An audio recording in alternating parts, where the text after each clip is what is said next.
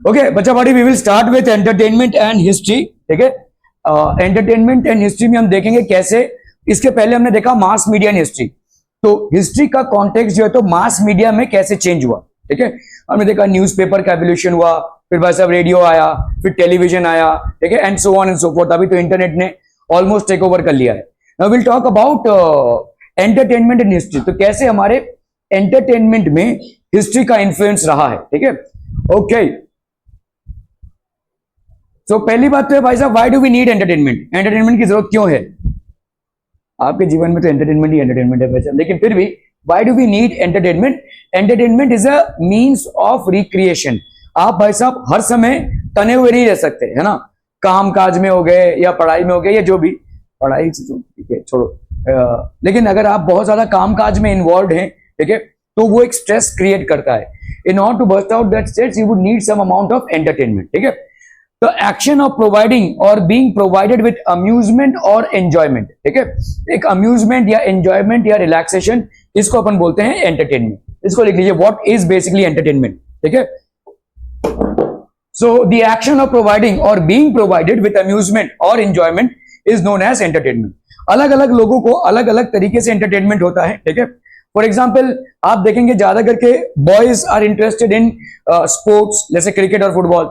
अगर क्रिकेट चल रहा होगा अगर चैनल में, तो you know females in the house will not get along with it. अरे चेंज करो, ऐसा वैसा होता रहेगा, है ना, अरे ये नहीं देखना है। तो अभी देखो अलग अलग लोग, अभी वो उसके लिए वही मैच ही मेन है। ठीक है, तो उसके लिए वो एंटरटेनमेंट सोर्स है। हो सकता है किसी फीमेल के लिए वो एंटरटेनमेंट सोर्स ना हो।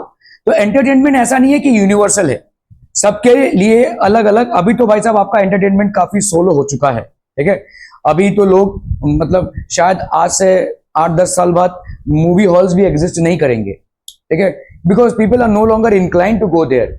अभी सबका सोलो एंटरटेनमेंट हो गया है। एक छोटे से डब्बे में भाई साहब आपका खुद का चल रहा है, नेटफ्लिक्स चल रहा है, अमेजन प्राइम चल रहा है, पता नहीं कौन कौन से वेब सीरीज चल रहे हैं। ठीक है, तो इसमें सबने अपना अपना भाई साहब किनारा पकड़ लिया है। ठीक है, पहले एक होता था कि रेडियो चलता था तो लोग फैमिली वाले एक साथ गैदर होकर डिनर करते थे या जो भी है।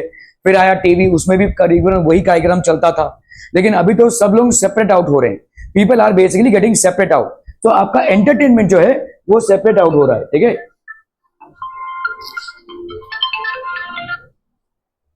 ठीक है, entertainment is getting separate out. The action of providing और बीइंग प्रोवाइडेड विद अम्यूजमेंट और enjoyment. Entertainment is essential for healthy growth of one's personality. ठीक है, किसी के पर्सनालिटी के हेल्दी ग्रोथ के लिए एंटरटेनमेंट जरूरी है। ठीक है, okay. It keeps our mind lively and fresh. हमारा माइंड को ये लाइवली और फ्रेश भी रखता है। ठीक है, इंक्रीजेस एफिशिएंसी एट वर्क। हमारे एफिशिएंसी को बढ़ाता है वर्क में। ठीक है, और क्या है भाई साहब, तो entertainment is essential for healthy growth of one's personality. किसी के पर्सनालिटी के लिए हेल्दी ग्रोथ के लिए एंटरटेनमेंट जरूरी है। It keeps our mind lively and fresh, मतलब हम फ्रेश फील करते हैं। ठीक है, ये फ्रेश फील करना, जैसे समझ लो अगर आप थोड़ा सा बैडमिंटन खेल कर आएंगे या फुटबॉल खेल कर आएंगे, you will feel a little fresh. ठीक है, क्यों ऐसा होगा, बिकॉज वहां पे आपका बॉडी माइंड सब कुछ आप उसमें एंगेज थे। ठीक है, you will engage maybe as a solo player और maybe as a team, and that provides a refreshment. ठीक है, वो आपके लिए एक रिफ्रेशमेंट हो जाता है। एंटरटेनमेंट जरूरी और क्यों होता है, कभी कभी देखिए जैसे एक सिंपल से तौर पे आप देखोगे, आपका अगर आपको ऑप्शन दिया जाए या तो स्पोर्ट्स या तो पढ़ाई, क्या चुनोगे, sports, right, okay. Why would you select sports, हाँ, किस लिए स्पोर्ट्स, हाँ भाई साहब स्पोर्ट्स मिनिस्टर, क्यों स्पोर्ट्स चुनेंगे, ओ फिजिकल एक्टिविटी, बस फिजिकल एक्टिविटी नहीं, ये जवाब नहीं है एकदम, मतलब फिजिकल एक्टिविटी इसके लिए तो तू वैसा पढ़ाई जब कर रहा है तब भी ऐसे एक्सरसाइज ऐसे करके पढ़ाई कर ले, क्या है, बुक ले और बुक को ऐसे फिक्स कर दे और वैसे एक्सरसाइज करते करते पढ़ाई कर, क्या कौन रोक रहा है तेरे, फिजिकल एक्टिविटी तो वहां भी हो सकती है। हाँ, तुमने मान लिया कि बैठ के ही पढ़ाई करना है, ये तुम्हारी मर्जी है, लेकिन तुम ऐसे भी तो कर सकते हो। Physical activity could not be the reason of you being involved in sports. What could be the other reason, हाँ, हाँ, कैसा मजा आता है भाई साहब बताइए, कैसा मजा आता है, बड़ा पाव खाने में भी मजा आता है भाई साहब, गुलाब जामुन ठूसने में भी मजा आता है, स्पोर्ट्स में कैसा मजा आता है आपको, जरा इसको विस्तारित रूप से बताइए। एनीवन, स्पोर्ट्स अभी मैं आपको एक सिंपल सा एग्जांपल दे रहा हूं। आप बैठ के पढ़ रहे हैं 2 घंटा बैठ के, कोई एक्टिविटी नहीं, कुछ नहीं, ऐसे ही पेजे पलट रहे हो, जो भी कर रहे हो, पढ़ाई कर रहे हैं सो कॉल्ड, ठीक है। और आप 2 घंटा भाई साहब फुटबॉल खेल कर आए हैं, क्रिकेट खेल कर आए हैं, बैडमिंटन खेल कर आए हैं, जो भी आपका, ठीक है। इन दोनों के बाद, ये दोनों एक्टिविटीज के बाद आप किस में ज्यादा फ्रेश फील करेंगे? खेलने के आने के बाद, ओके। लेकिन आपका थकान तो उसमें ज्यादा होना चाहिए, आपकी पूरी बॉडी भाई साहब उसमें, भाई साहब एक फील्ड में अगर एक गोल पोस्ट से दूसरे गोल पोस्ट तक आप दौड़ रहे हैं, so it's a huge amount of energy that you are expending, right. So उसके बावजूद भी why are you not feeling tired? उसमें तो ज्यादा थकान होनी चाहिए भाई साहब, ये इसमें क्यों थकान फील कर रहे हैं आप? यहां पे आप बैठे बैठे पढ़ रहे थे, why are you feeling tired after this?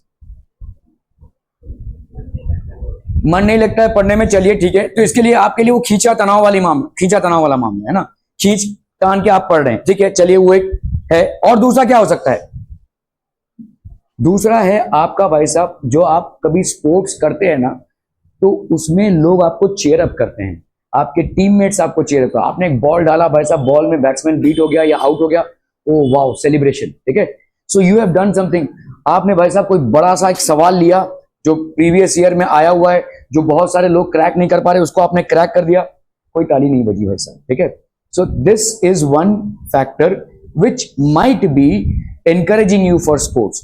आपने कोई अच्छा बॉल डाला या आपने कोई अच्छा शॉट खेला, फटाक से आपको अप्रिसिएशन मिल जाता है आपके टीममेट से या ऑडियंस से या क्राउड से, ठीक है।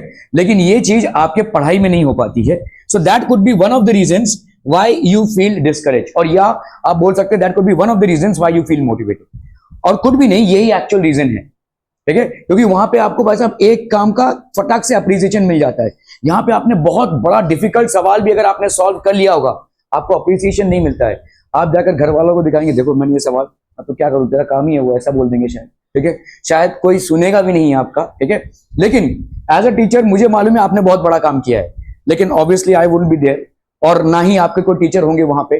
समझ लो आपने बहुत टफ कोई कंपटीशन लेवल का कोई एग्जाम का कोई सवाल क्रैक कर लिया, nobody is going to clap for you for that, ठीक है। वो तो आपको करना ही है। तो इसीलिए हमारा जर्नी, आप आज की तारीख में आप ऑलमोस्ट 10 साल से पढ़ाई कर ही रहे हो। ये 10 साल से भाई साहब आप इतना पढ़ रहे हो, कितनी बार आपके लिए तालियां बजी हैं। आप देखो भाई साहब, फोकट में हम पैदा हो गए और हमारे लिए बर्थडे पार्टी बनती है, लेकिन अगर आपने कभी सुना है कि किसी का रिजल्ट अच्छा हुआ है तो उसके मम्मी पापा ने भाई साहब पार्टी दी हुई है? लेकिन बर्थडे पार्टी आपको आए दिन सुनने को मिलता है ना। बिल्डिंग में बर्थडे पार्टी है किसी का, घर में किसी का बर्थडे पार्टी। जिस चीज में हमारा कोई कंट्रीब्यूशन नहीं है उसका इतना ताम झाम से सेलिब्रेशन है। जिस चीज में बच्चे ने कंट्रीब्यूट करके मेहनत से क्रैक किया है उसके लिए कोई सेलिब्रेशन नहीं है। अजीब तरीके का हमारा प्लानिंग है। अगर आप इसको इंकरेज करेंगे, अगर आप एक्चुअली में अपने बच्चे के सक्सेस पे पार्टी देंगे, तो उसके बिहेवियर को आप इंकरेज कर रहे हैं, उस बिहेवियर को इंकरेज कर रहे हैं आप, वो और अच्छा करेगा। अगर उसको लगा कि भाई साहब मेरे एक अच्छे एग्जाम में परफॉर्मेंस की वजह से 50 लोगों आए, मेरे को 50 लोगों ने कॉन्ग्रेचुलेशंस बोला, अगली बार भी मैं अगर कैसा करूंगा तो और 50 लोग आएंगे, ये उसको इंकरेज करेगा। So sometimes we are actually not encouraging the academics the way it should be encouraged, ठीक है।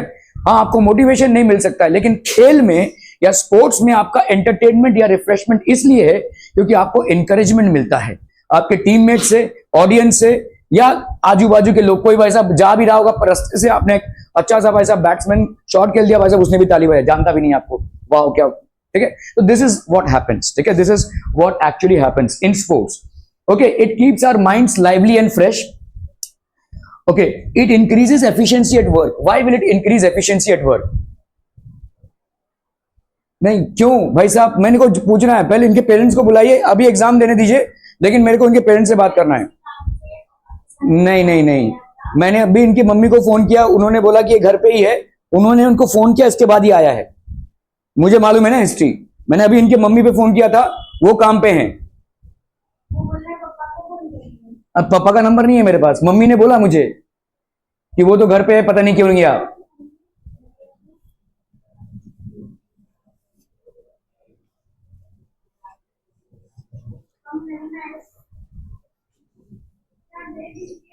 हाँ ठीक है,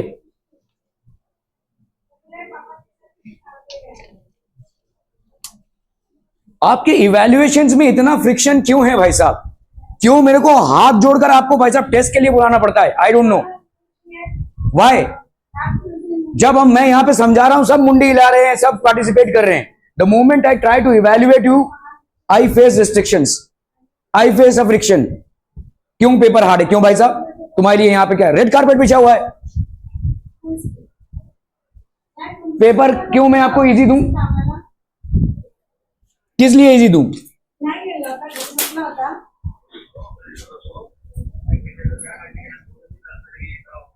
अब बोलो, अब बोलो, हो गया? दूध का दूध, पानी का पानी।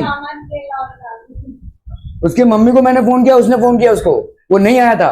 उनके पापा को बोलो मिलने को मेरे से। आप एक बार, अभी तो मैं पढ़ा रहा हूं सर, आप जरा मिल लीजिए मेरे से। इसने अभी आके सबके सामने बोला कि मैं पापा के साथ काम पे गया था, इसीलिए मैं नहीं आया था। काम पे गया था? हाँ, ऐसा बोल रहा है वो, सबके सामने बोल रहा है। हाँ आइए हुजूर आला, आइए आइए आइए, पापा हैं फोन पे। हाँ आप आरुष जी बताइए, आप कौन से काम पे गए थे पापा के साथ? हाँ जी आरुष जी, आपके पापा पूछ रहे हैं। हेलो हेलो, हाँ पूछिए आरुष जी, बताइए। भाई चेहरे पे लिखा होता है, कौन क्या बहाना लेकर आ रहा है। सर के बाल ऐसे थोड़ी गिरे भाई, सब सफेद थोड़ी हुए है ना। ओके, एक्टिव तो आपका भाई साहब ये एंटरटेनमेंट है। It increases efficiency at work. आपका भाई साहब एफिशिएंसी बढ़ता है। क्यों एफिशिएंसी बढ़ जाएगा वर्क में, बताइए? देखो, अगर तुम मैथ्स का कोई सवाल कर रहे हो, लेट्स से फिजिक्स का कोई सवाल कर रहे हो, तो आपने देखा कि भाई साहब एक बॉल को हमने इतना हिट किया, ये बॉल भाई साहब यहां पे जाकर गिरा, कितने एंगल से उसको हिट करना पड़ेगा कि ताकि वो उसको क्रॉस करे, समझ लो ऐसे सवाल है ना। तुम यहाँ पे एक्चुअली पेन एंड पेपर में ये कैलकुलेशन कर रहे हो। लेकिन जब तुम किसी स्पोर्ट्स में पार्टिसिपेट करते हो, चाहे वो बैडमिंटन हो, चाहे फुटबॉल हो, चाहे क्रिकेट हो, आपका मेंटली वहां पे कैलकुलेशन चल रहा है।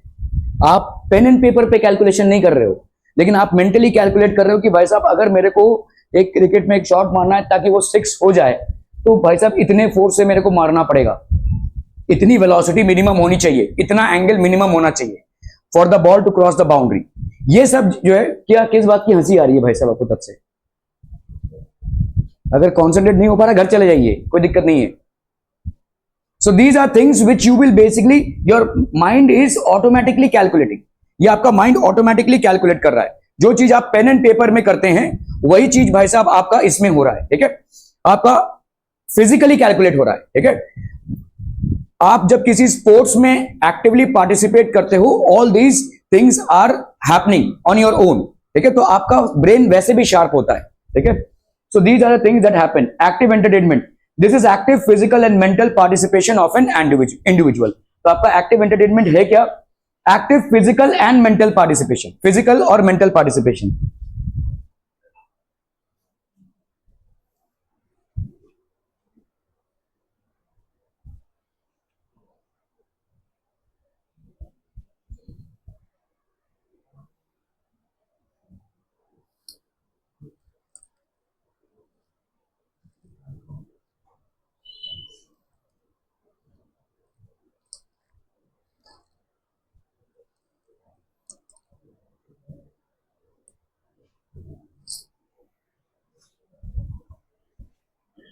Active physical and mental participation of an individual, playing games, dancing, playing an instrument, singing, making handicrafts, etc.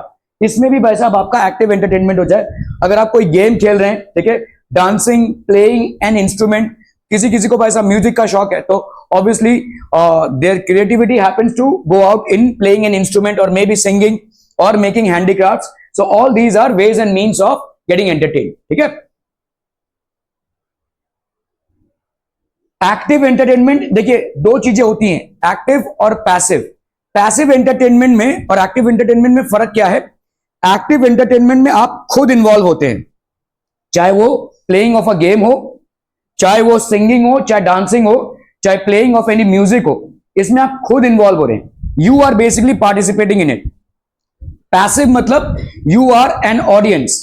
ठीक है, इसमें भी एंटरटेनमेंट होता है। आप कोई गेम देख रहे हैं, आप उसमें पार्टिसिपेट नहीं कर रहे हैं, आप कोई म्यूजिक सुन रहे हैं, आपने आप में उसका कुछ कंट्रीब्यूशन नहीं है, ठीक है.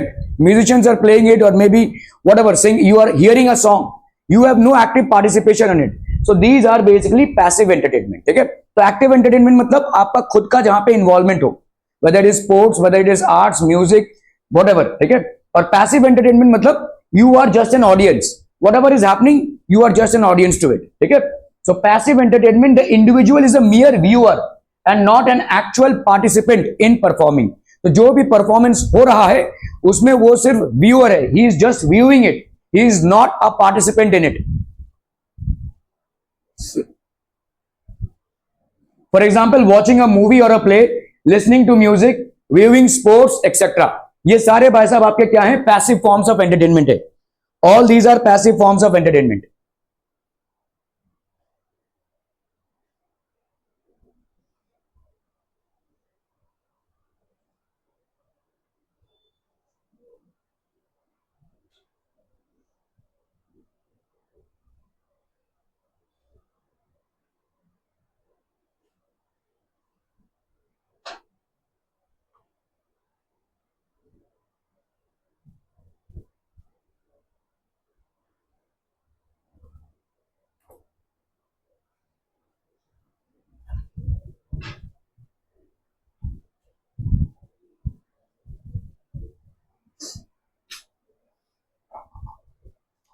Done. Okay. In this category of entertainment, an individual participates physically and mentally. कौन सा entertainment हो जाएगा ये? या active entertainment. In this category of entertainment, an individual participates physically as well as mentally. यहाँ पे active entertainment है. और जहां पे individual सिर्फ viewer है या audience है, उसको अपन क्या बोलेंगे? Passive entertainment. ठीक है. Listening to music as an example of this category of entertainment. Passive because you are not playing the music, somebody else is, you are just enjoying the music. So this is a form of passive entertainment. ठीक है. Okay. Previously asked board questions, 2020 का question है, need of an entertainment. Need of entertainment क्या क्या हो जाएगा?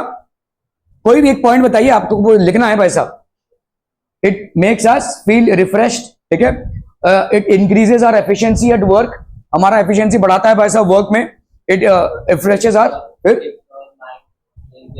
तो आपका माइंड जो है तो फ्रेश एंड हेल्दी रहता है. ठीक है. Okay. So these are basically needs. All round growth of personality. ठीक है. अच्छा, पर्सनालिटी में ग्रोथ कैसे होगा? By participating in entertainment. How will there be a growth in the personality? Okay, जल्दी बताइए.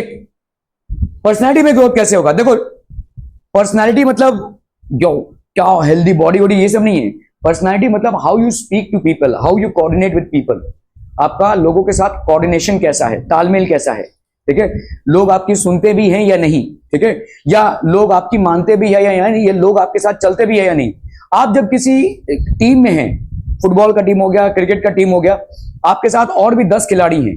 अगर आपके साथ तालमेल सही बना, जैसे समझ लीजिए फुटबॉल में एक इश्यू आता है जब लोग पास नहीं करते, खुद ही उस बॉल को लेकर जा रहे हैं गोल तक. ठीक है. कोचेस जो है इस बात को बहुत नाराज होते हैं कि बॉल पास कीजिए, आपके लिए ज्यादा अच्छा रहेगा. ठीक है. हम गोल कर पाएंगे एज अ टीम. और जब इंडिविजुअल आप लेकर जा रहे हैं, आप सक्सेसफुल हो भी सकते हैं, अनसक्सेसफुल भी हो सकते हैं, लेकिन टाइम वेस्ट जरूर होगा. ठीक है. तो इसीलिए आपका दूसरों के साथ जो तालमेल है वो बढ़ता है. You understand how productive is a person. आपको किस इंसान के साथ कैसे बिहेव करना है, ये भी आपको स्पोर्ट्स अनकॉन्शियसली सिखा जाता है. ठीक है. So that is all round growth of personality. This is basically all round growth of personality. आप मतलब समझ रहे हैं कि कोई डिफेंस में अच्छा खेल सकता है, कोई अटैक में अच्छा खेल सकता है, कोई मिडफील्ड में अच्छा खेल सकता है. अकॉर्डिंगली आप बॉल को पास करेंगे. ठीक है. अकॉर्डिंगली आप इन प्लेयर्स को यूटिलाइज करेंगे. ठीक है. तो आपको बेसिकली रिसोर्स का यूटिलाइजेशन प्लस इस आपका जो कोऑर्डिनेशन होता है ये एट पीक रहता है और ये आपके पर्सनैलिटी को डेवलप करता है. ठीक है. To keep one's mind lively and fresh, improve efficiency in work. Folk theater, puppetry, wooden puppets. ये भाई साहब पपेट शो होता है. देखो ऐसे स्ट्रिंग्स लगे होते हैं, जो लोग पपेट शो करते हैं उन लोग ऊपर बैठे होते हैं, तो ऐसे भाई साहब ऐसे उंगलियों से ऐसे नचाते रहते हैं. इनका बहुत सालों का प्रैक्टिस होता है ये. This is basically puppet show, जिसको हम कठपुतली भी बोलते हैं. एक टाइम पे बहुत बड़ा सोर्स ऑफ एंटरटेनमेंट था. अभी तो ये ऑलमोस्ट लुप्त प्राय हो गया है. किसी ने देखा है puppet show? Anybody? Okay. So it's hardly there. अगर आ भी रहा होगा तो कहीं पे टीवी में किसी कोने पे आ रहा होगा, but at one point of time it had a major influence, ठीक है। It is a traditional art of puppetry in India, ठीक है। Remains of clay dolls found in the excavations of archaeological sites of Harappan civilization. तो puppet show जो है वो आज से नहीं, बहुत पहले से था, ठीक है। हरप्पन सिविलाइजेशन में भी हमको रिमेन्स ऑफ क्ले डॉल्स मिले हैं, ठीक है। As well as sites in Egypt and Greece show the possibility of then being used as puppets, ठीक है। तो ऐसा हमको ग्रीस में भी और इंडिया में भी, हरप्पन सिविलाइजेशन बेसिकली आपका इंडो सिविलाइजेशन है, इंडस वैली सिविलाइजेशन है, ठीक है। तो इंडिया में भी प्लस ग्रीस या मेसोपोटामिया में भी आपको इस तरीके के पपेट्स मिले हैं। So it shows that at that point of time puppet show was executed as an source of entertainment, ठीक है। उस टाइम पे भी भाई साहब ये था। Are we clear? So it's not something new. आज की तारीख में हमारे इतने सारे चैनल्स वगैरह हो गए हैं कि ये ऑलमोस्ट लुप्त प्राय है, but then it has its own influence, ठीक है। Okay, in ancient India wood, wool, leather, horns and ivory are used to make puppets, ठीक है। तो आपके भाई साहब अलग अलग चीजों से बनता है, वुड से भी बनता है पपेट्स, ठीक है, वुल से, ठीक है। Leather, horns and ivory are used to make puppets. Two styles of puppetry develop, one in Rajasthan and the other in South India, ठीक है। एक राजस्थान में डेवलप हुआ था, दूसरा भाई साहब डेवलप हुआ था साउथ इंडिया में, ठीक है। सूत्रधार, सूत्रधार मतलब क्या बोलते हैं, ज्यादा करके हम सूत्रधार मतलब डायरेक्टर को बोलते हैं। तो सूत्रधार मतलब जिसके उंगलियों में ये धागा बंधा हुआ है। ये धागा बेसिकली इनके हाथ पैर, इनकी मुंडी से बंधा रहता है, हाथ पैर और मुंडी से बंधा। तो इसको भाई साहब ऐसे ऊपर नीचे, ऐसे ऊपर नीचे करते रहते हैं, इसको मूव करते रहते हैं और ऐसा लगता है कि ये अपने आप से मूव कर रहे हैं, ठीक है। सो जो लोग पपेट शो करते हैं वो लोग ऊपर बैठे होते हैं और ऐसे भाई साहब उंगलियों से इसको मूव करते रहते हैं। They get so much of experience के लिए इनके लिए एक हलवा है, ठीक है। सो ये इनको बोलते हैं हम सूत्रधार। सूत्रधार मतलब जिन, सूत्र मतलब आपका होता है धागा, ठीक है। तो sutradhar role in is vital for the success of kathputli stage show. तो जो लोग होते हैं जो कठपुतली करते हैं वो बहुत एक्सपीरियंस हो जाते हैं इसको करते करते, ठीक है। ये सूत्रधार है। ऊपर जो लोग बैठे होते हैं उनको हम सूत्रधार बोलते हैं, ठीक है। आपको लगता है कि ये मूव कर रहे हैं और पीछे से डायलॉग्स होते रहते हैं, ठीक है। आपका भाई साहब माइक में डायलॉग चलता रहता है, ठीक है, जो आप सुनते हैं और साथ ही साथ ये सूत्रधार अकॉर्डिंगली इनको साथ एक्शंस करते हैं। तो हो सकता है किसी पपेट्री शो में एक ही सूत्रधार हो या दो या तीन हो या चार हो। हंसना है ना तो निकल जाए यहां से। मजा आ रहा है, गुदगुदी लग रही है भाई साहब, इडियट कहीं का। तो sutradhar role is vital for the success of kathputli stage show. The stage for puppetry show is quite small but the puppeteers use light and sound effects in an ingenious way. तो आपका ऐसा बहुत बड़ा स्टेज नहीं होता है, एक छोटा सा स्टेज होता है। इसमें भाई साहब आपका इंजीनियस वे मतलब यहाँ पे आपका जो साउंड का इफेक्ट है प्लस पपेट का जो शो है बड़े ऑथेंटिकली इसको परफॉर्म किया जाता है, ठीक है। ऐसा लगता है कि वाकई में ये पपेट्स अपने आप से मूव कर रहे हैं, डायलॉग्स दे रहे हैं या अपने आप से मतलब एक दूसरे से बातें कर रहे हैं, ठीक है। ये सारे एक्शन से लगता है कि ये खुद ही इसको कर रहे हैं, ठीक है। So this was a traditional format, ठीक है। और ऐसा नहीं कि ट्रेडिशनल फॉर्मेट हाल ही में चालू हुआ है। दिस ट्रेडिशनल फॉर्मेट के इसके जो रिमेन्स हैं वो हमको बहुत पहले से मिले हुए हैं। इंडस वैली सिविलाइजेशन में या हड़प्पन सिविलाइजेशन में भी we have seen idols of clay which suggest that at that point of time also puppetry used to happen, ठीक है। दशावतार थिएटर, हिंदू माइथोलॉजी में बेसिकली क्या है कि भगवान जो है वो 10 अवतार में आए हैं। तो जैसे राम, कृष्ण, ये सब आपके अवतार हैं, ठीक है। ऐसे 10 बार उनका अवतरण हुआ है। तो इसका आपके 10 अवतार थिएटर बोलते हैं। इसमें भाई साहब अलग अलग रूपों में इन अवतारों को दिखाया जाता है। तो ये महाराष्ट्रियन थिएटर है, part of the folk theatre in Maharashtra, ठीक है। तो 10 अवतार बोलते हैं इसको। Presented in the regions of Konkan and Goa after harvesting season. जब फसल की कटाई होती है तो अलग अलग जगहों पे अलग अलग तरीके से सेलिब्रेशन होता है। जैसे अगर आप जाओगे पंजाब में तो बैसाखी होता है, ठीक है। अगर आप केरला वगैरह में जाओगे तो वहां पे पोंगल वगैरह बोलते हैं। और यहाँ पे आपका कोंकण या गोवा में जब फसल की कटाई होती है, क्योंकि वो आपका प्रॉफिट है, वो आपके सारे साल के मेहनत का अंजाम है, ठीक है। तो फार्मर्स के लिए एक सेलिब्रेशन टाइम होता है ये। तो इस टाइम पे दिस 10 अवतार theatre is generally performed in Maharashtra, ठीक है। 10 अवतार में क्या होता है, जैसे आपके जितने भी अवतार हैं, राम, कृष्ण, ठीक है, नरसिंह, तो ये जितने भी अवतार हैं उनका एनैक्ट होता है प्ले में, ठीक है। The stories presented are based on the 10 incarnations, incarnations मतलब अवतरण, ठीक है, अवतार, ठीक है, ऑफ विष्णु, नेमली मत्स्य, मत्स्य मतलब पहला मछली का अवतार है, ठीक है, मत्स्य मतलब उन्होंने पूरे पृथ्वी को मछली के भार में उठाया था। कूर्म, कूर्म मतलब हो गया आपका कछुआ, ठीक है। देन वराह, वराह मतलब पिग, ठीक है, मतलब उनका इतना बड़ा दांत वाला और उन्होंने वर्ल्ड को उठाया था, ठीक है, वराह बोलते हैं हम इसको। नरसिंह, ठीक है, नरसिंह मतलब आपके शेर भी बोल सकते हैं, और मतलब शेर और इंसान का कॉम्बिनेशन है, ठीक है। वामन, वामन मतलब एक छोटे हाइट के ब्राह्मण थे, बहुत ही छोटे हाइट के वामन, ठीक है। परशुराम, ये क्षत्रिय, इन्होंने क्षत्रियों का वध किया था, काफी बड़ी स्टोरी है, ठीक है। राम, कृष्ण, बुद्ध एंड कल्कि, कल्कि का तो अवतरण नहीं हुआ है लेकिन मूवी आ गई है ना, देख सकते हैं। ओके, सो कल्कि, अभी तक कल्कि का अवतरण नहीं हुआ है, ठीक है, लेकिन हमारे माइथोलॉजी में ये मेंशन है कि कल्कि अवतार आने वाले हैं, ठीक है। तो ये आपके 10 अवतार हो गए। These are basically the 10 incarnations, ठीक है। मत्स्य, कूर्म, वराह, नरसिंह, वामन, परशुराम, राम, कृष्ण, बुद्ध एंड कल्कि। तो Ram, Krishna and Buddha I don't think would need any introduction, ठीक है, but these are all avatars of Vishnu. So ये एक्ट्स प्ले होते हैं, these are the acts which are played.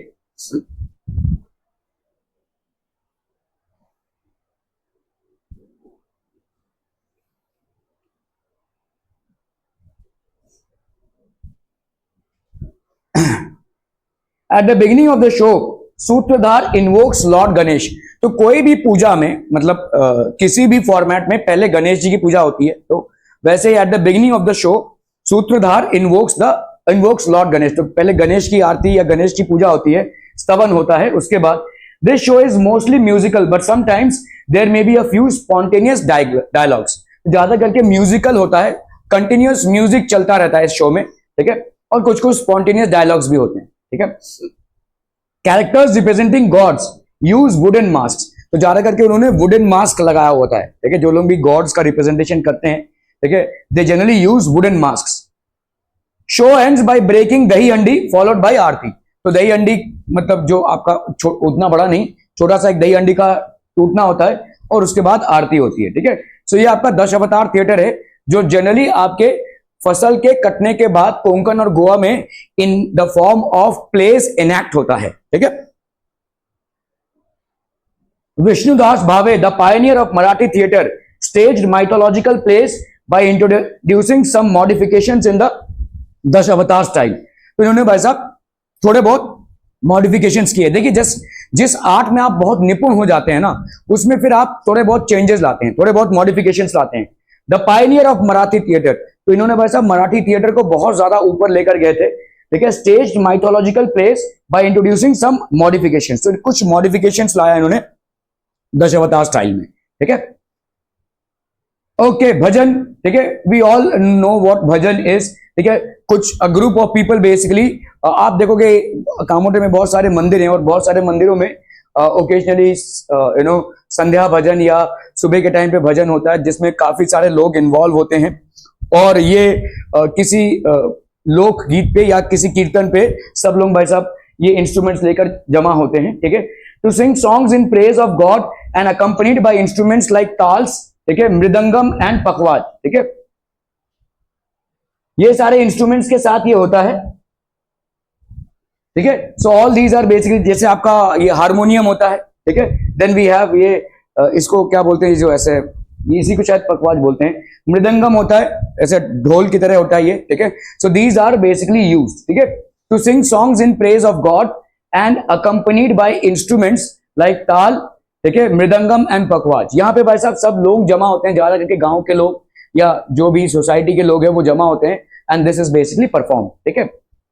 So this is chakri bhajan, devotees keep moving in circular fashion and sing without break. तो ऐसे ऐसे चक्कर काटते रहते हैं, ठीक है, और वो एक सॉन्ग को या भजन को गाते रहते हैं, इसको अपन चक्री भजन बोलते हैं, ठीक है। Okay, songi bhajan, the singer actors act as devotees and deliver dialogues in the form of devotional songs. तो आपके डिवोशनल सॉन्ग्स में डायलॉग्स होते हैं, इसको सॉन्गी भजन बोलते हैं, ठीक है। कंजीरी भजन इंट्रोड्यूस बाय तुकादोजी महाराज, ठीक है, यहाँ पे एक मंदिर है तुकाराम जी का, और वहां पे भी आप करीबन देखोगे शाम के 7 बजे से 8:30-9 बजे तक कंटिन्यूअस भजन चलता है। ठीक है, तो इस तरीके का खंजरी भजन बोलते हैं हम इसको। ठीक है, अभी भी चल रहा है वो। ठीक है, so every day it happens without fail. ठीक है, सो इस तरीके के आपके लोगों का समागम होता है और लोग इसमें बहुत निपुणता हासिल कर लेते हैं।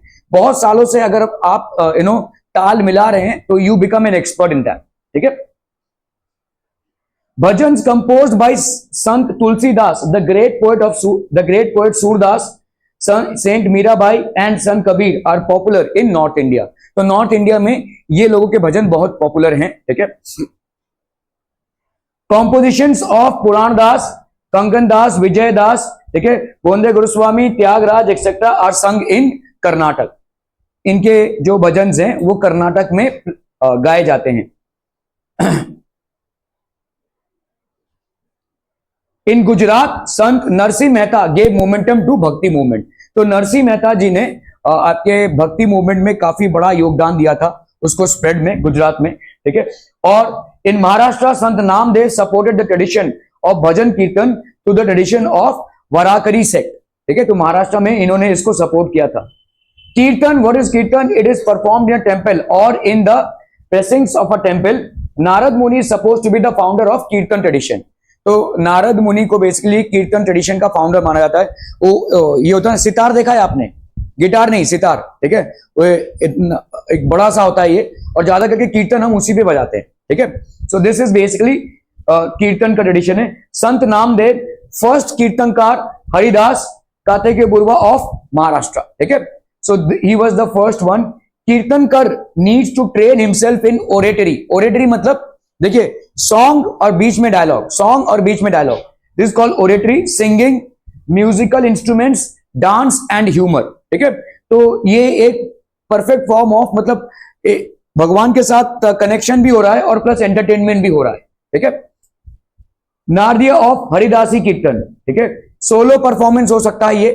ठीक है, कोई एक ही भाई साहब सितार बजा रहा है और गाना भी गा रहा है और बेसिकली ओरेटरी भी कर रहा है, so it is called solo performance. और भाई साहब क्या हो सकता है? Purvarang, comprises of naman, nirupank, abhang and nirupang and uttarang. ठीक है, सो ये सब आपके कंपोनेंट्स हैं। ठीक है, uttarang comprises of narration of a story to illustrate the main theme. तो हमारे मेन थीम को इलस्ट्रेट करने के लिए एक स्टोरी का रेस्ट्रिक्शन है। इसको लिख लीजिए भाई साहब, ये आपके ऑब्जेक्टिव्स में आ सकता है।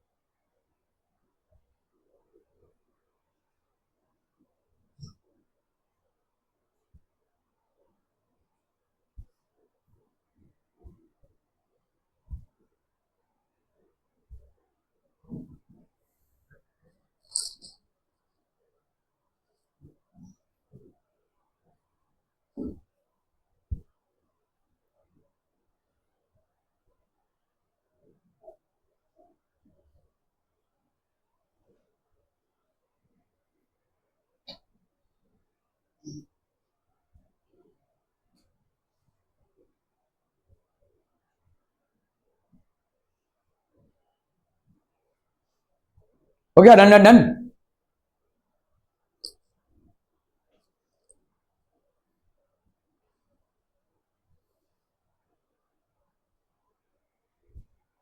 ओके, राष्ट्रीय कीर्तन narrates the life stories of great leaders of Indian independence movement, scientist, social reformers. तो ऐसा नहीं कि कीर्तन सिर्फ भगवान को संबोधित करते ही है। हमारे इंडिया में कीर्तन का कल्चर हमारे राष्ट्र को संबोधित करते हुए भी है, ठीक है, राष्ट्र के लिए। So narrates the lives and stories of great leaders of Indian independence movement, scientist, social reformers, सबके बारे में भी कीर्तन होता है, ठीक है। Started by Dattopant Patwardhan of Wai in Maharashtra, ठीक है, ये लिख लीजिए भाई साहब, ये इंपॉर्टेंट है। Dattopant Patwardhan of Wai in Maharashtra.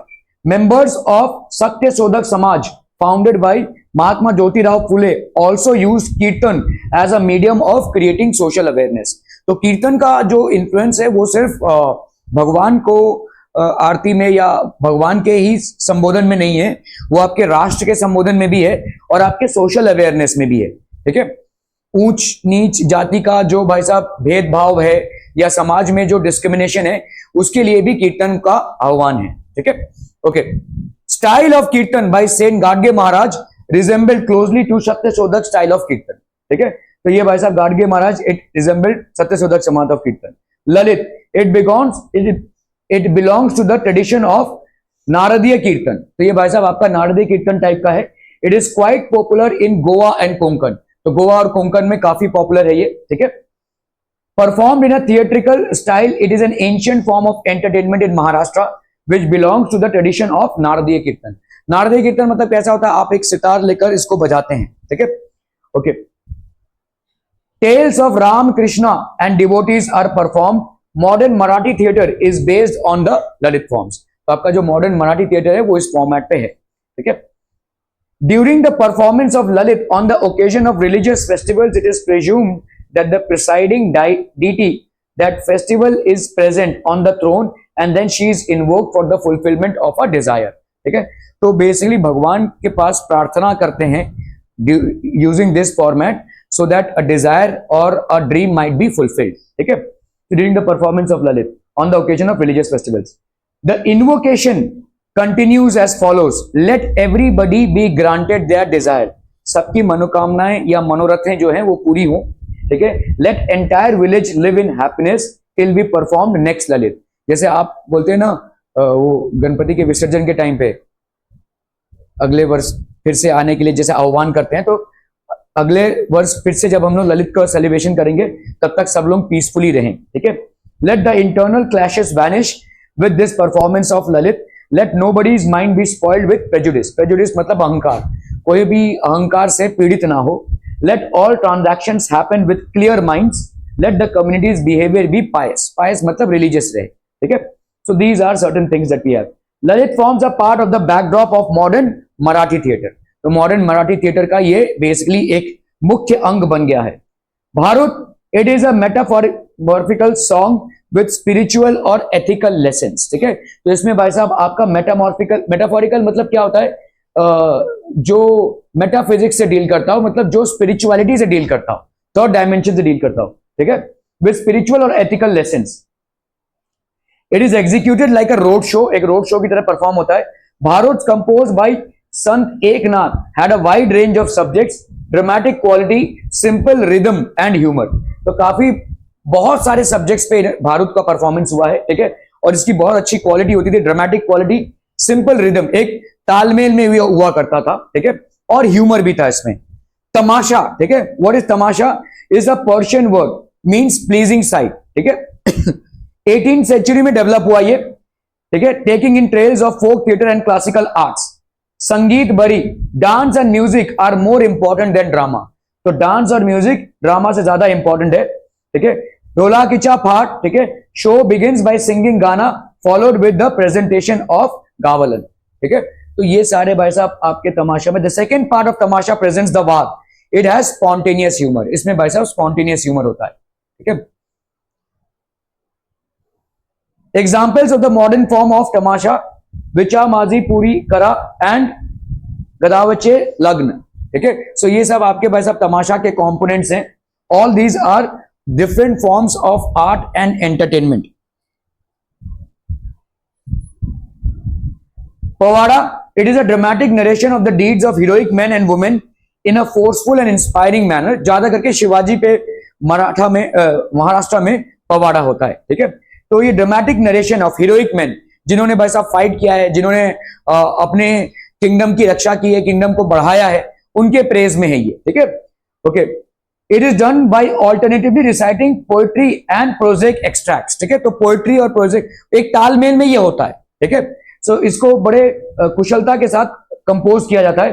पवाडास compose during the Samyukta Maharashtra movement were use as a medium to create public awareness, ठीक है। तो जब महाराष्ट्र बन रहा था, मतलब देखो इंडिया में जब स्टेट्स का निर्वाचन हुआ तो स्टेट्स जो बने वो लिंग्विस्टिक्स थे, as per the maximum amount of language spoken in that particular region states का निर्माण हुआ। तो महाराष्ट्र को महाराष्ट्र क्यों बोल रहे हैं, क्योंकि यहाँ पे मराठी कम्युनिटी ज्यादा है, ठीक है। मराठी जो लैंग्वेज है वो ज्यादा बोली जाती है, ठीक है। तो इसी तरह से पवाडास जो है वो संयुक्त महाराष्ट्र मूवमेंट में बहुत इनका योगदान रहा है to ensure that all Marathis are coming together, ठीक है, to create public awareness. In the British period powadas narrating the stories of Umaji Naik, Chapekar brothers, Mahatma Gandhi were compose, ठीक है। इन सब पे पवाडास बने थे, उमाजी नायक पे, चापेकर ब्रदर्स पे, Mahatma Gandhi etcetera were compose. Examples, powada compose by Agyan Das, a contemporary poet of Chhatrapati Shivaji Maharaj, narrating the incidents of killing of Afzal Khan, ठीक है। तो यहाँ पे अफजल खान को कैसे मारा था शिवाजी ने, I suppose you might be aware of this, ठीक है। तो अफजल खान को जो मारने का कार्यक्रम हुआ था उसके ऊपर भी पवाडास कंपोज में, ठीक है। अफजल खान को बाघ नख से मारा था शिवाजी ने, ठीक है। तो पवाडा कंपोज बाय अज्ञान दास, ठीक है, और contemporary poet of Chhatrapati Shivaji Maharaj.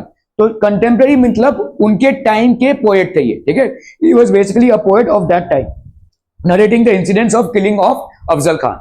Okay, powada on the battle of Sinhagad compose by Tulsidas, ठीक है। तो ज्यादा करके जो हीरोइक डीड्स हैं उन पे पवाडास कंपोज में, most of the heroic deeds that have happened in Maharashtra we have been translated into powadas. The traditional art of puppetry in India which has two styles developed in dash and in southern regions of India, ये कौन सा हो जाएगा भाई साहब, ठीक है। So this will be basically Rajasthan. Masks made up of which material are used by characters presenting gods in the wood, ठीक है। It is basically made up of wood, ठीक है। Give the name of first कीर्तनकार in Maharashtra. पहले कीर्तनकार कौन थे भाई साहब, संत नामदेव, ठीक है। नामदेव was the first कीर्तनकार in Maharashtra. What is the purpose of Bharut composed by Sant Eknath? Educating people on various aspects of life. अलग अलग जो aspects हैं लाइफ पे उन पे educate करना, ये इनका बेसिक ऑब्जेक्टिव था। Identify and write the wrong pair in the following sect. Clay dolls Harappan civilization में मिले थे, ठीक है।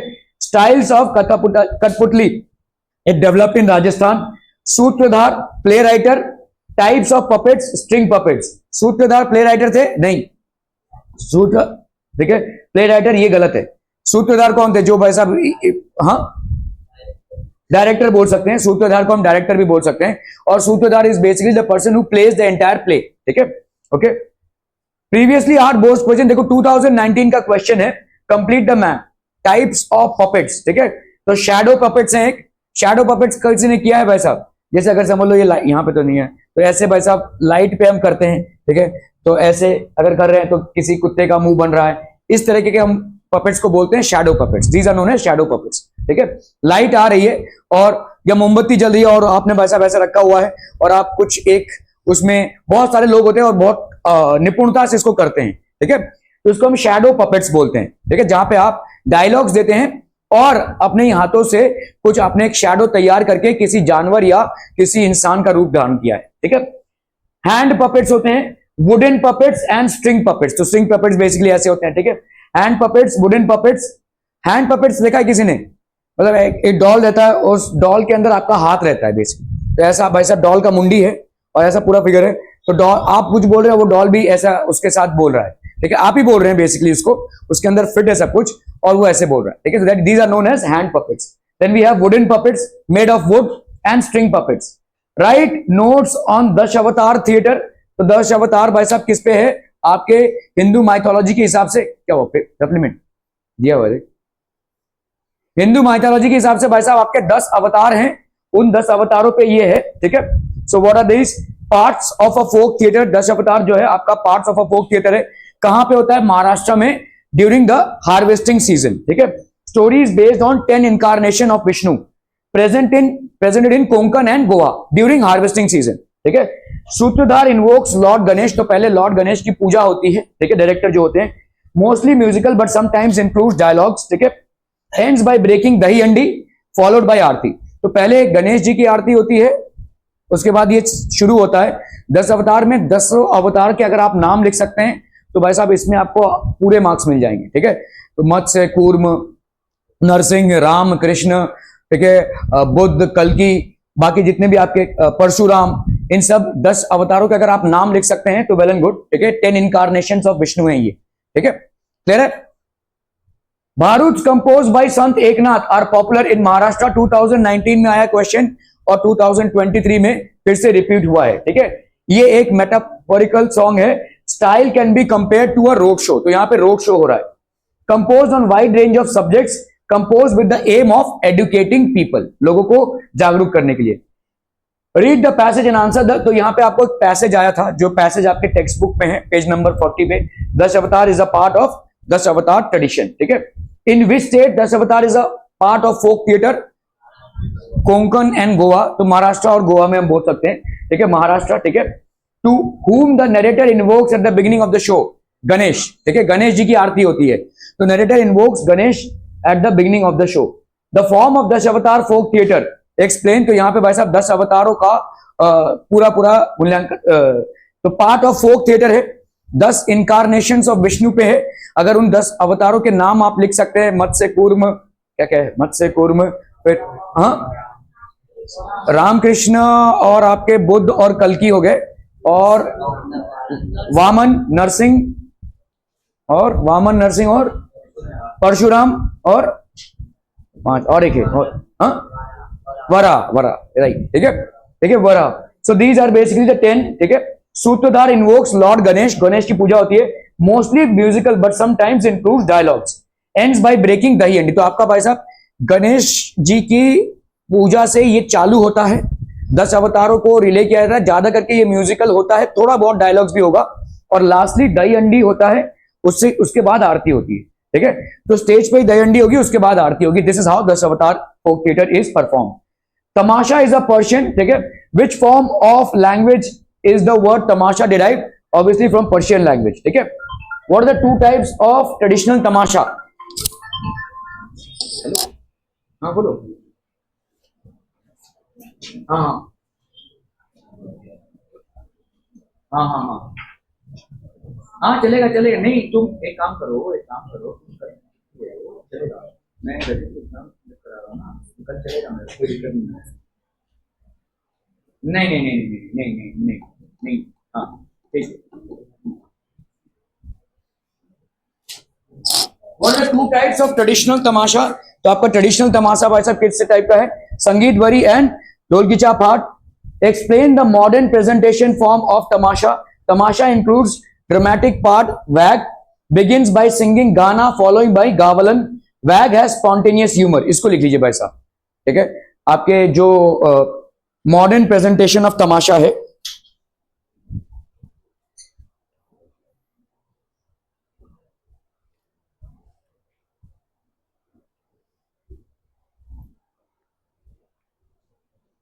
दिया है, वहां है देखो सप्लीमेंट।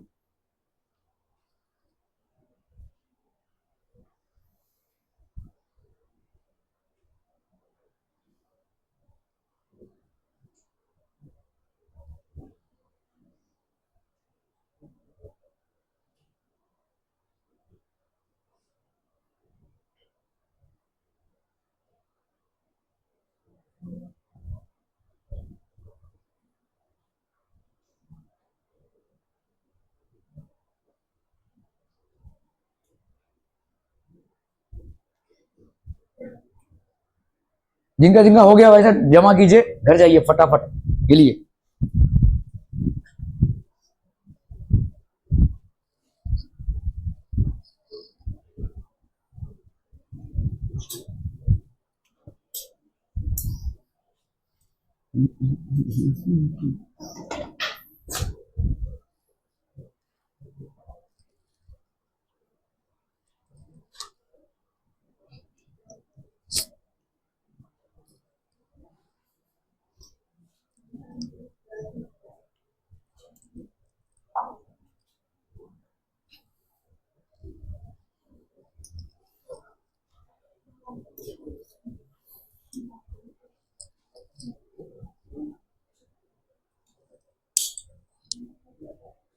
हो गया क्या सबका? हो गया? जमा कीजिए फटाफट फटाफट। ओके, मराठी थिएटर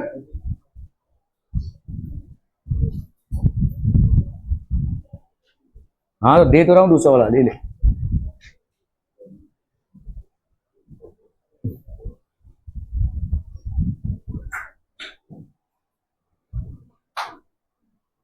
अरे तार को लेकर जा रहा है साथ में तू अपने?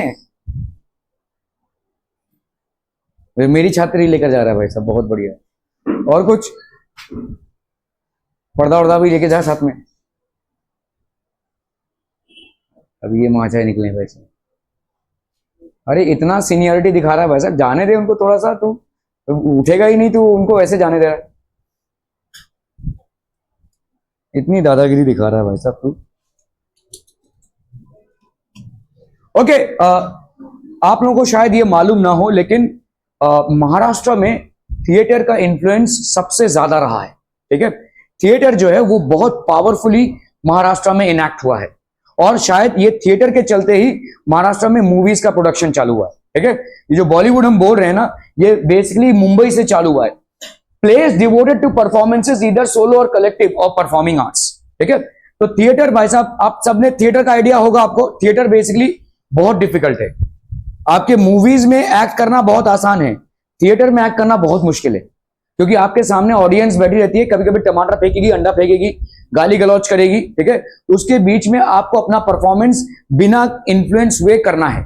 ठीक है, बहुत जोर से आपकी आवाज निकलनी चाहिए, बहुत जोर से। ठीक है, आपको एकदम लास्ट बैठा हुआ इंसान भी सुन सके। ठीक है, और थिएटर आपका लाइव परफॉर्मेंस है। जो भी नाटक है या जो भी उपन्यास है या जो भी जिस भी प्रोग्राम को आप कर रहे हैं, इसके लिए बहुत ज्यादा एनर्जी की जरूरत पड़ती है भाई साहब थिएटर में। ठीक है, सो थिएटर इज समथिंग विच, मतलब अब मैं बोल रहा हूं ना कि जितने भी अच्छे एक्टर्स हैं, मतलब जो नेशनली एक्लेम्ड एक्टर्स हैं, वो ज्यादा करके थिएटर बैकग्राउंड से आते हैं। ठीक है, अभी आप जैसे इरफान खान को ले लो, नसरुद्दीन शाह को ले लो, ये बेसिकली मंझे हुए एक्टर्स हैं, ये सब थिएटर बैकग्राउंड से आ रहे हैं। और मुंबई में थिएटर कल्चर बहुत ज्यादा था, बहुत ज्यादा प्रिविलेंट था, बहुत पहले से ही। ठीक है, शायद इसी की वजह से मूवीज यहाँ पे ज्यादा आने लगी, क्योंकि यहाँ पे थिएटर के प्रोडक्शन में बहुत लोग इन्वॉल्व होते थे, और उसी से भाई साहब मूवीज स्टार्ट हुई।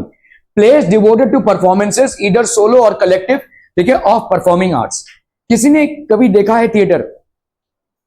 अभी भी होता है वैसे मुंबई में थिएटर, शान मुकुंद हॉल में होता है, थोड़ा सा कॉस्टली है, लेकिन कभी अगर आप मतलब मौका मिले तो प्लीज जाइएगा, क्योंकि आपको समझ में आएगा कि एक्टिंग क्या होती है। ठीक है, आप जो सलमान खान को देखते हो ना भाई साहब, जो मूवी में देख रहे हो, आपको लग रहा है भाई साहब एक टेक में हुआ रहेगा, नहीं, 50 टेक भाई साहब एक सीन के लिए होते हैं। तो I don't think that actually requires the calibre of an actor.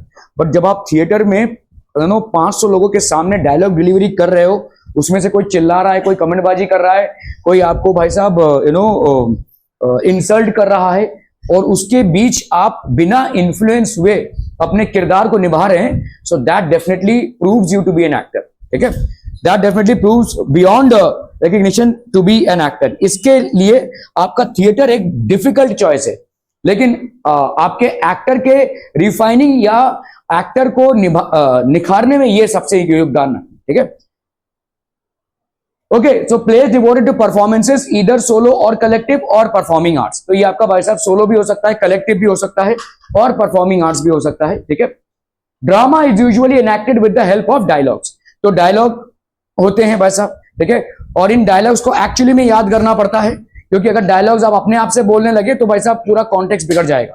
ठीक है, so every dialogue has to be delivered. ठीक है, drama is usually enacted. Mime can also be used as the medium of expression. Okay, the rulers of Bhosle family of Tanjore had written a few plays and also translated Sanskrit plays. तो Sanskrit plays और few plays भी इन्होंने लिखा हुआ था। ठीक है, in the 19th century, Vishnudas Bhave, the father of Marathi theatre, presented the first play Sita स्वयंवर। ठीक है, तो पहला प्ले आया था, इसको आपको याद रखना है। ठीक है, पहला 19th सेंचुरी में Vishnudas Bhave the father of, तो विष्णुदास भावे जी को फादर ऑफ मराठी थिएटर बोला जाता है। इन्होंने मराठी थिएटर को सबसे ज्यादा उभारा था। ठीक है, Vishnudas Bhave the father of Marathi theatre presented the first play Sita Swayamvar. ये पहला प्ले इनैक्ट हुआ था, Sita Swayamvar. Vijay Kirtane, first author who wrote the script of Thorale Madhav Rao Peshwa in 1861। ठीक है, इसको लिख लीजिए भाई साहब फटाफट।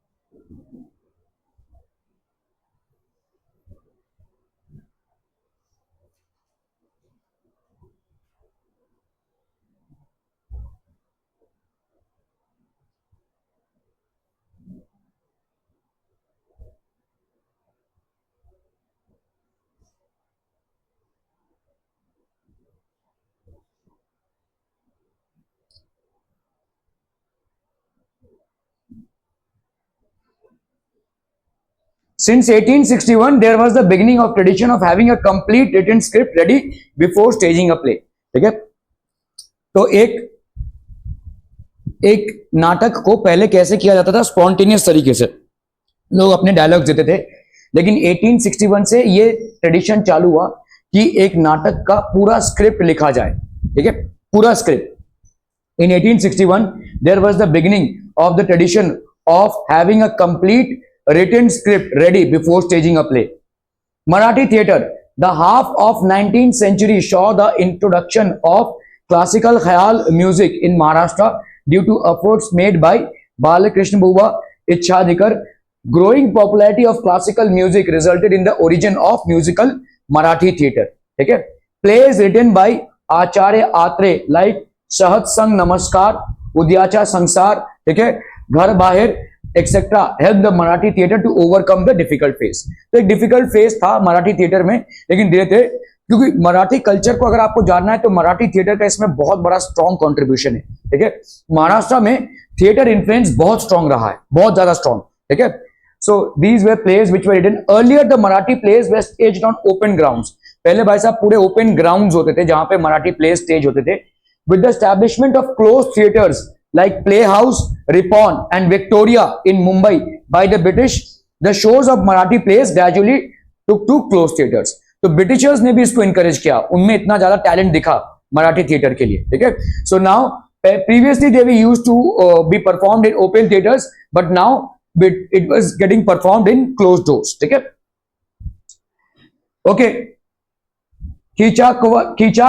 कीचकवध बेसिकली महाभारत से लिया गया है। ठीक है, कीचकवध आपको किसको मालूम है कौन थे कीचक? कीचकवध किस कॉन्टेक्स्ट पे है? नहीं मालूम? ओके, सो महाभारत के बारे में थोड़ा बहुत मालूम है आप लोगों को? नहीं। तो पांडव लोगों को जब ये जब वो अज्ञातवास में थे, अज्ञातवास मतलब समझते हैं कि आप रिकॉग्नाइज ना हो, आप कहां एक पता ही ना चले। ठीक है, तो उस टाइम पे भीम जो थे वो एक बहुत बड़े राजा के वहां पे रसोइया का काम कर रहे थे। ठीक है, रसोइया का काम कर रहे थे, और द्रौपदी जो थी उसी राजा के महल में रानी की नौकरानी, बोलते हैं ना, मेड सर्वेंट के हिसाब से काम कर रही थी। ठीक है, तो द्रौपदी के ऊपर किसी दूसरे का, मतलब जो रानी की जो साले थे, ठीक है, मतलब राजा के जो साले थे, रानी के जो भाई, उनका बुरी नजर आया। ठीक है, तो उन्होंने द्रौपदी को प्रपोज करने की कोशिश की, और ये तो द्रौपदी ने फिर बोला कि अभी प्रॉब्लम ये है कि अगर कीचक को मार दिया गया, कीचक बहुत पावरफुल था, तो पता चल जाएगा कि भाई साहब पांडव लोग यहाँ पे है, और अगर पता चल जाता है तो उनको फिर से 15 साल जंगल में रहना। ये शर्त था कि आप 14 साल भाई साहब वनवास करेंगे और उसमें से 1 साल अज्ञातवास का होगा, मतलब you should not be recognised कि आप कहां पे हैं। जब आप वनवास में हैं 13 साल, तब आप रिकॉग्नाइज हो भी जाएंगे तो कोई दिक्कत नहीं है, लेकिन वो जो 1 साल है आप कहां पे हैं वो ज्ञात ना हो लोगों को। अगर हो गया तो शर्त यह है कि फिर से आपको वनवास करना पड़ेगा। तो अभी द्रौपदी को इसने बुरी निगाह से देखा है या प्रपोज किया है, ठीक है, और द्रौपदी ने अगर जाकर बता दिया तो सब लोग जान जाएंगे, क्योंकि द्रौपदी के जितने भी सब लोग पावरफुल लोग हैं तो ये जान जाएंगे। और ये क्या भाई साहब क्या हो रहा है? So this was the thing. तो कीचक जो है he was a powerful leader at that point of time, और उसका वध कोई ऐसे नहीं कर सकता। तो भीम जो है, भीम ने बोला द्रौपदी को एक काम करो, उनको बुलाओ, ठीक है, उनको बुलाओ, आके रात को मेरे से मिलो, ठीक है। और भीम जो है एक दुल्हन के वेश में वहां पे बैठे थे, ठीक है। एक वाटिका थी जहां पे भीम दुल्हन के वेश में बैठे हुए थे। तो जब ये कीचक आता है तो कीचक का वध कर देते हैं भीम, ठीक है। और उससे पता चल जाता है बेसिकली कि ये यहाँ पे छुपे हैं, but then things happen other ways. तो कीचक वध बोलते हैं इसको, ठीक है। So metaphorical drama written by Khadilkar to denounce the British government. तो ये ड्रामा लिखा गया था कि ब्रिटिश गवर्नमेंट को भी हमको इसी तरह से निकालना है, ठीक है। ब्रिटिश गवर्नमेंट भी हमारे ऊपर अत्याचार कर रही है, और इसी तरह से जिस तरह से भीम ने कीचक का वध किया था, हमें भी हमारे देश से ब्रिटिश गवर्नमेंट का वध करना है, इनको यहां से निकालना है, ठीक है। दैट वाज द मोटिव, ठीक है। द्रौपदी रिप्रेजेंटेड हेल्पलेस मदर, ठीक है। Yudhishthir represented the moderates and Bhim extremist, ठीक है। तो अभी देखो कैसा हुआ था, द्रौपदी सबके पास गई थी, पहले युधिष्ठिर महाराज के पास गई, तो युधिष्ठिर महाराज ने बोला कि यार देखो, अगर मैं कीचक का वध करता हूं तो पता चल जाएगा, तो may B I can't help you, ठीक है। तो फिर भीम के पास गई, तो भीम ने बोला ठीक है मैं देखता हूं, ठीक है। भीम वहां पे रसोईया थे और उन्होंने कीचक का वध किया इस तरह से, ठीक है, खुफिया तरीके से वध किया, ठीक है। रिप्रेजेंटेड, तो उस टाइम पे द्रौपदी को कैसे हेल्पलेस मदर, मतलब द्रौपदी को इंडिया के साथ रिप्रेजेंट किया गया कि इंडिया है, Draupadi is representing let's say mother India, ठीक है। Yudhishthir represented the moderates. तो उस टाइम पे देखो इंडिया के नेशनल मूवमेंट में कुछ ऐसे लोग थे जो ब्रिटिशर्स के साथ ही चल रहे थे। हाँ, इंडिया में मतलब जो भी है कि भाई हमको अगर ब्रिटिशर्स से कुछ मांगना है तो हम अपील दलील ये सब करेंगे, ठीक है। These were known as the moderates, ठीक है। मतलब ये ज्यादा ये ब्रिटिशर्स के साथ ही चल रहे थे, लेकिन हाँ इंडियंस का कॉज भी ले रहे थे, ठीक है। और भीम थे एक्सट्रीमिस्ट, जैसे आपके भाई साहब लेट्स से भगत सिंह, ठीक है, बाल गंगाधर तिलक, इन लोग भाई साहब एक्सट्रीमिस्ट थे कि हमको भाई साहब आजादी चाहिए तो चाहिए, तुम यहां रहो ना रहो हमको कोई मतलब नहीं है, get out of our place, ठीक है। And if you don't want to get out then we will adopt means to make sure that you get out, ठीक है। तो ये एक्सट्रीमिस्ट, ठीक है। Bhim is basically representing the extremist section of the national movement, ठीक है। इस तरह से भाई साहब कीचक वध को दर्शाया गया था, ठीक है। ये नेशनल कॉज के लिए था, okay. Keechak represented the insolent viceroy of lord Curzon. तो कीचक कौन था भाई साहब? जो राक्षस था जिसका वध भीम ने किया था, ठीक है। तो represented the insolent viceroy of lord Curzon. उस टाइम पे लॉर्ड कुर्जन हमारे वाइसरॉय थे।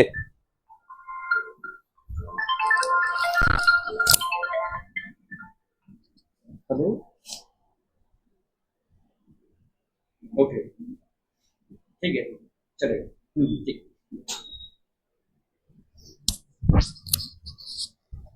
ठीक है, represented the insolent viceroy lord कुर्जन।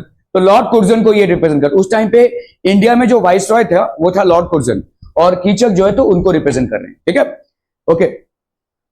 नट सम्राट रिटन बाय विष्णु वामन शिरवाडकर, ठीक है। It is a play styled after Shakespeare's well known play King Lear.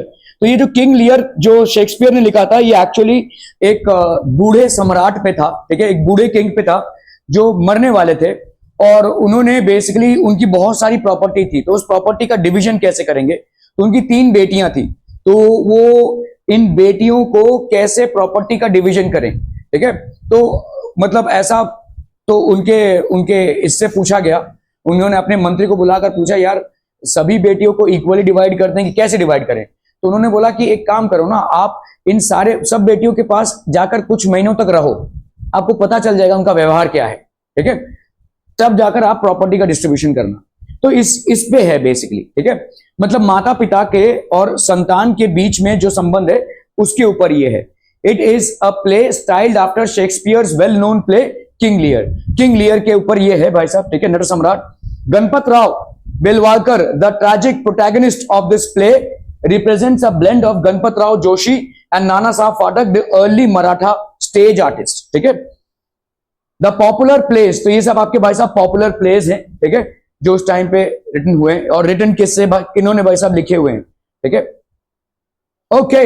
Dash was the first author who wrote the title, who wrote the script of Thorale Madhav Rao Peshwa in 1861, which printed copy was, okay, so this was, okay. Govind Balal Deval's music play Dash comments in a humorous style on the evil custom of marrying young girls to aged men. तो ये भाई साहब आपका है Shraddha. Identify and write the wrong pair. इसमें wrong pair है भाई साहब आपका Ekach Pyala Anna Saheb Kirloskar. Previously asked questions आपका देखो यहाँ पे मार्च 2019 का है. Identify and write the wrong pair. ठीक है, तो यहाँ पे आपका नट सम्राट विजय तेंदुलकर. ठीक है, right short notes Marathi literature. ठीक है, Vishnudas Bhave the father of Marathi literature presented the first play सीत स्वयंवर. विजय कीर्तन was the first author who wrote the script of Thorale Madhav Rao Peshwa. Musical Marathi theatre originated. The popular plays written by Acharya Atre helped the Marathi theatre sustain a temporary decline. ठीक है, तो एक temporary decline को sustain किया लोग.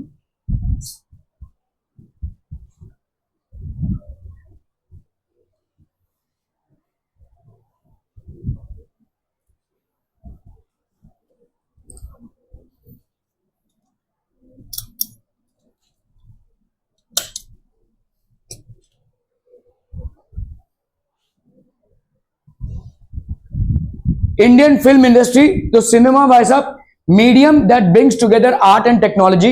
The film industry came into being with the technology of motion pictures. तो motion pictures आने लगे.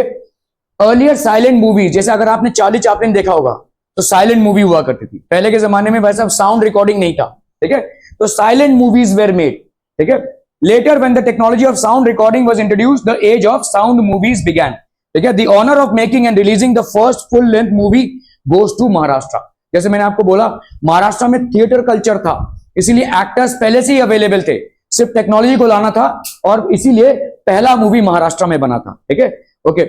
Maharashtra is also known as a land that nurtured the Indian film industry. India में जो फिल्म इंडस्ट्री है वो मुंबई में इसलिए है क्योंकि पहले से ही, बहुत पहले से ही थिएटर कल्चर था. ठीक है, थिएटर कल्चर की वजह से एक पहले से ही एडवांटेज मिला हुआ था.